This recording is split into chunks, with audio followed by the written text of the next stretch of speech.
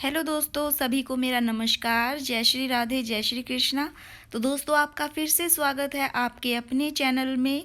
और आज गुरुजी महाराज देवकीनंदन ठाकुर जी महाराज हमें बताएंगे कि क्या पाप की कमाई से पुण्य किया जा सकता है या फिर नहीं। तो आइए जानते हैं स्वयं ही गुरुदेव महाराज जी से। सांप बन के बैठा हुआ है, लेकिन अच्छे कामों में कभी नहीं लगाता। सुन भी लेगा, हाँ हाँ जी भी कर लेगा, उसके बाद भी नहीं करेगा। जानते हो क्यों? क्योंकि पाप की कमाई अच्छाई में लग ही नहीं सकती। तो दोस्तों, देवकीनंदन महाराज जी ने बिल्कुल स्पष्ट रूप से यह कहा है कि जो हमारी पाप की कमाई है वो अच्छाई में लग ही नहीं सकती। वो इसलिए क्योंकि जो पाप किया है फिर उसका क्या होगा, उस पाप का हिसाब किताब भी तो हमें चुकाना पड़ेगा ही पड़ेगा। जिसके पास धन है वो क्या नहीं कर सकता। एक से एक बड़े बड़े यज्ञ करके अपने भगवान को प्रसन्न कर सकता।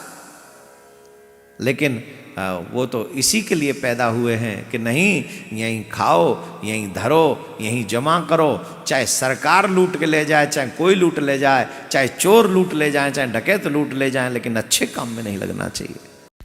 तो दोस्तों, गुरुजी महाराज यहाँ हमें बता रहे हैं कि जो अच्छे कर्म की कमाई होती है वो ही अच्छे कामों में लग सकती है। क्योंकि ऐसे तो एक एक व्यक्ति के पास इतना सारा धन है कि वो कितने ही बड़े महायज्ञ करवा सकता है और अच्छाई भी कर सकता है, लेकिन नहीं, वो कमाई तो छल से की गई होती है, इसलिए वो अच्छे कार्यों में नहीं लग सकती। जो हमने यहाँ पे धरती पे छल किया है और छल करने के बाद जो हमने कमाया है, तो अगर हम वो अच्छे काम में लगाएंगे तो वो हमारा छल जो है वो ढक नहीं सकता।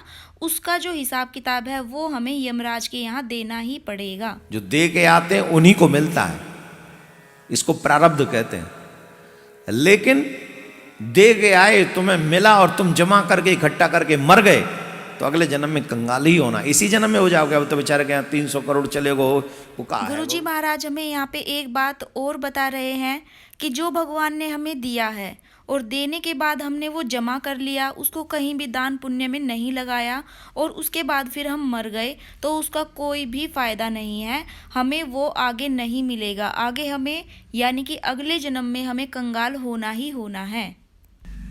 और गुरुजी महाराज ने साथ ही हमें ये भी बताया है कि जिस प्रकार से लोभी मनुष्य को केवल दाम से अटैचमेंट होती है, दाम से ही मतलब होता है, यानी कि पैसे से मतलब होता है, उसी प्रकार तुलसी जी महाराज कहते हैं कि मुझे जिस प्रकार से लोभी मनुष्य को दाम से प्रेम है, मेरे को मेरे राम से प्रेम है।